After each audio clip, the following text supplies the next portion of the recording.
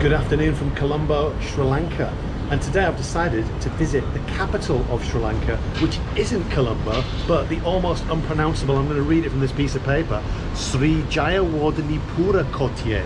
And I've probably said that wrong. I'm going to go there in a tuk-tuk, see the sights, and see what is in the capital of Sri Lanka. See you there.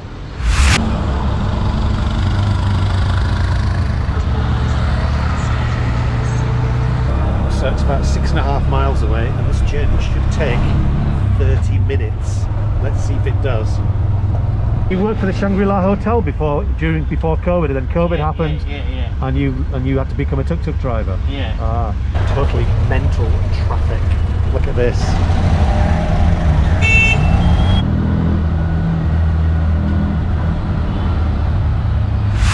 So I'm here in the capital of Sri Lanka.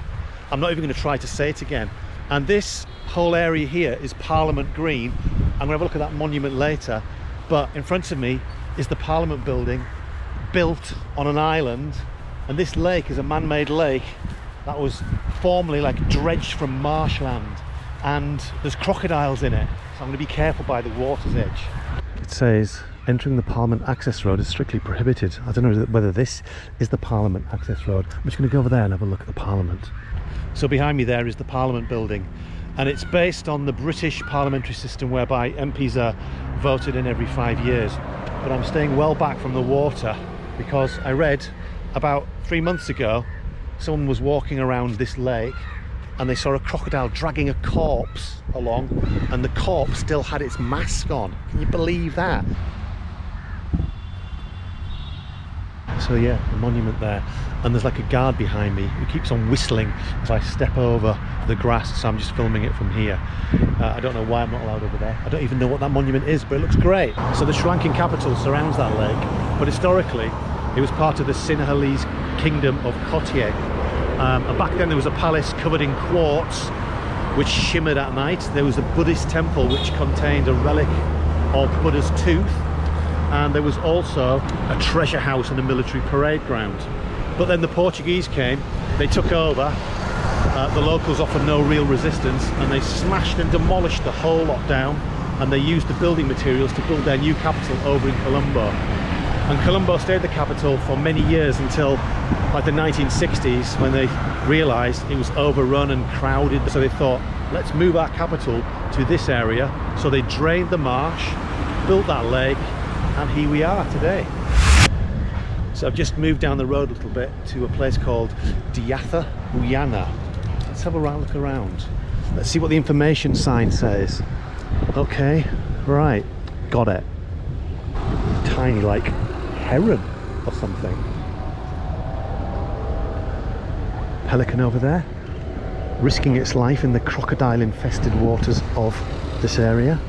Now you might think I'm overstating the threat of crocodiles, and maybe I am, but I was reading that in 2017 a British tourist was dragged into a river, he was killed by one, and just last week there was someone swimming off the coast near Colombo and he got attacked by a saltwater crocodile.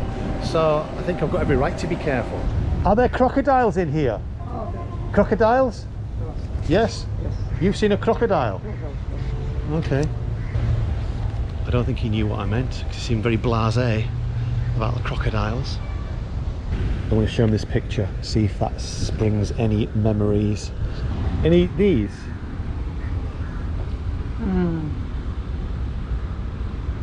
In there? Yeah. Okay, thank you. So either there are crocodiles or he's a complete simpleton. I think there are crocodiles. So we've just driven to an archaeological site, the Alekeshwara Palace, or what remains of it. And apparently he was a king back in the day, and he was out with his party and he saw a jackal chasing a hare, and then suddenly the hare stopped and turned on the jackal and started chasing the jackal, and he thought, that's a good place to build my palace. And apparently this could be that place, and this is what remains of it. So yeah, evidence of the Kotte kings, or a Kotte king. Look at these huge leaves, massive things. So beyond the flashiness of the administrative buildings and the government, just normal life in the capital of Sri Lanka. So I've come to the Bedagana wetland area. I'm going to buy a ticket from somewhere, I'm not sure where. Well, I have absolutely no idea where I'm going. Someone said, just go in there, you buy a ticket. Where from? Well, I'm just walking and walking and can't find any sign of a ticket office. I'll just keep on going. Aha! Ticket counter! So, for an adult, $1,005. Look, beware of crocodiles. Many crocodiles? Crocodiles? Really? Will I get attacked by a crocodile? No. Okay, thank you. So she also added that if I stand by the edge of the lake, I might see them come, as if I'm going to do that. So I've got this little map as well, so you can see all these butterflies. There's obviously a boardwalk somewhere. Cute animals. No picture of a crocodile. Is this the lake that she was referring to, with such a nice name next to it? Oh my god.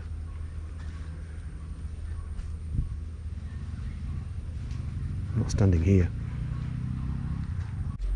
This feels really foolhardy, walking by the edge of a lake which they said has got crocodiles in it. Jesus, what am I doing? What the hell is that noise? What sounds do crocodiles make as they just... Jesus, that is a crocodile. I can see its tail.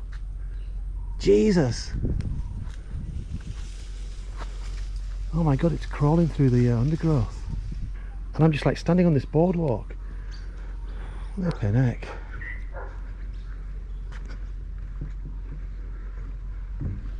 This is actually quite scary. And I've got to walk back that way. What the hell? I feel better now there's other people. If push comes to shove, I want to shove them in as a sacrifice. Look at this though. This is the wetlands. Let's climb up that.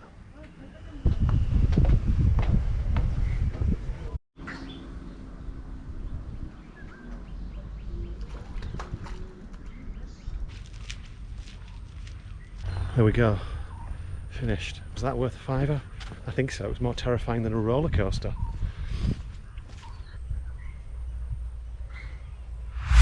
So this building behind me, I think it's pronounced Apagama, is like a traditional Sri Lankan sort of museum. It's like showcasing what Sri Lankan life used to be like. But before I go to that, I'm just walking towards this, the Indian Peacekeeping Force monument. Looks impressive, doesn't it? Okay, so the Indian Peacekeeping Force came here in 1987 with the civil war with the Tamil Tigers, and 1,169 Indian personnel lost their lives during their time here. Well, let's have a look in this, see what it's all about. Preserving our craft heritage. So it's actually, most of it's closed because of COVID, but I've been given permission to stand here and take a photograph just around this little bit. So this is what traditional Sri Lankan life perhaps was like, with this thing there, and a dwelling place and another dwelling place. But yeah, they're trying to repair it all. So instead I'm going to walk down here and have a look at the Sri Lankan handicrafts, where you can buy the tuk-tuks made of wood, carvings. Here you go. I think I'll buy a Sri Lankan magnet. This is the one I'm going to get. A land like no other. So I've come to my final stop on my tour of the capital, and it's a contentious one because the press is saying, why did they build it? It's too small, they say. They say it doesn't show the worth of Sri Lanka. They're saying it doesn't use renewable energy sources because it uses electricity to power it, apparently. So they're wondering why do it? Well, let's have a look. and see what we think. So it's called the National Sandalwood Monument. Sandalwood is an important commodity in Sri Lanka, and they planted 1,000 trees, and you can see how new it is by how small these plants actually are.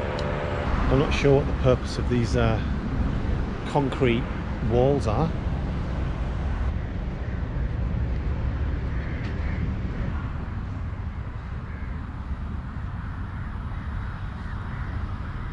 Well, I'm not overawed by it. I think when the trees have grown a bit taller, it might be more impressive. Like I say, I don't know what those concrete things are for. I like these little water features. But yeah, it's not the greatest monument. Right, back to the tuk-tuk for the journey back to the capital. So that is goodbye from the capital of Sri Lanka.